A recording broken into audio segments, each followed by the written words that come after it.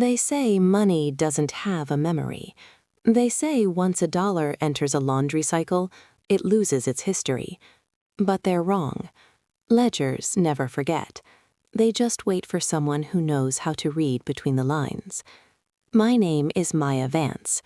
To the world, I'm a budget accountant, the kind of gray, forgettable person a billionaire like Arthur Sterling hires when he wants to hide his tax evasion behind a curtain of mediocrity. He thought he was being clever, hiring someone who looked desperate enough to keep her mouth shut for a paycheck. He thought my silence was something he could buy. What Arthur didn't know was that I spent 20 years calculating the exact cost of his soul.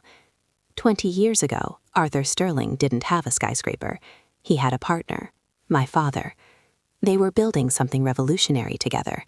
But Arthur didn't want to share the future. He bankrupted my father, stole his intellectual property, and watched from his limousine as my family lost our home, our dignity, and eventually my father's will to live. Arthur Sterling thinks he's playing a game of high-stakes chess.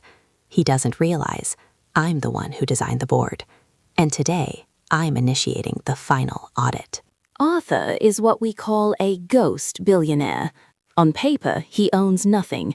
In reality, he owns everything through a labyrinth of offshore trusts, shell companies, and nested LLCs. For the first 6 months, I was the perfect employee.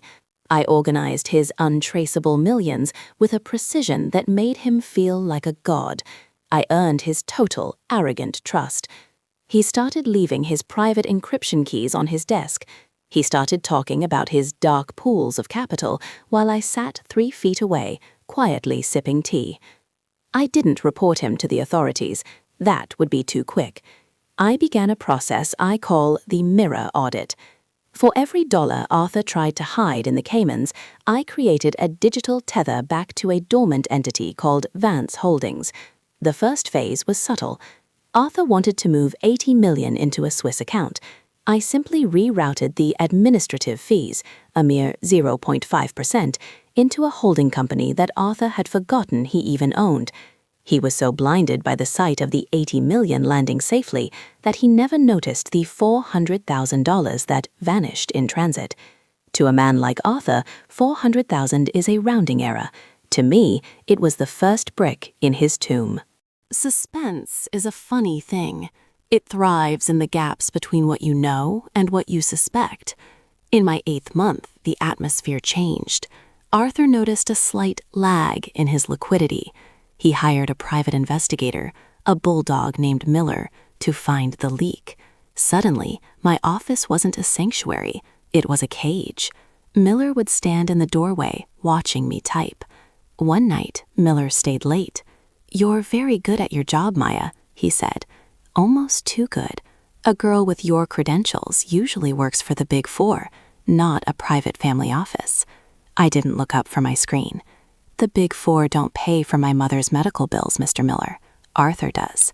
It was the perfect lie. Miller blinked, satisfied for the moment, and walked away. But I knew the window was closing. I began using Arthur's own digital signature to authorize the purchase of his own debts. I bought the mortgage on his Hamptons estate using his secret slush fund. I bought the hangar lease for his private jet. By the end of the month, Arthur Sterling was technically paying rent to me, and he had no idea. The climax began on a Tuesday. Arthur was preparing for a merger that would have made him the largest private landowner in the country. He sat in his mahogany row boardroom, surrounded by sycophants and lawyers. He was about to sign the merger papers when his tablet flickered. It showed a live, scrolling ledger of every illegal wire transfer he had made in the last decade. The room went silent. "Maya," Arthur roared, "fix this. What is this glitch?" I stood up. "It's not a glitch, Arthur. It's an audit, and the Vance estate is here to collect." I handed him a single folder. It was a formal notice of acquisition. Because I had used his own hidden funds to buy his personal debts, and because those funds were now legally tied to the fraud he committed against my father, the Vance estate had been granted an emergency receivership over his entire portfolio. His face went from a celebratory red to a ghostly, sickly white. He realized that in his effort to hide his money from the government, he had inadvertently handed the master keys to the only person in the world with a reason to burn his house down. Arthur tried to call his lawyers, but I had already initiated a compliance freeze on his corporate accounts. I had reported the very fraud he hired me to hide.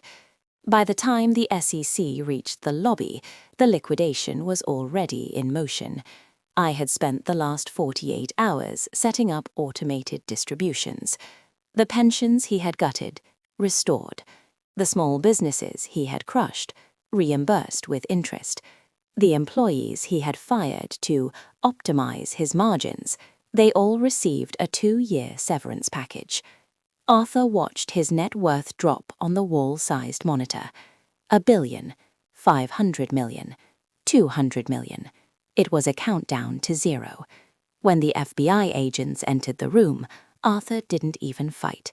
He just sat in his leather chair, staring at the screen as the last decimal point moved to the left. He wasn't a billionaire anymore. He wasn't even a ghost.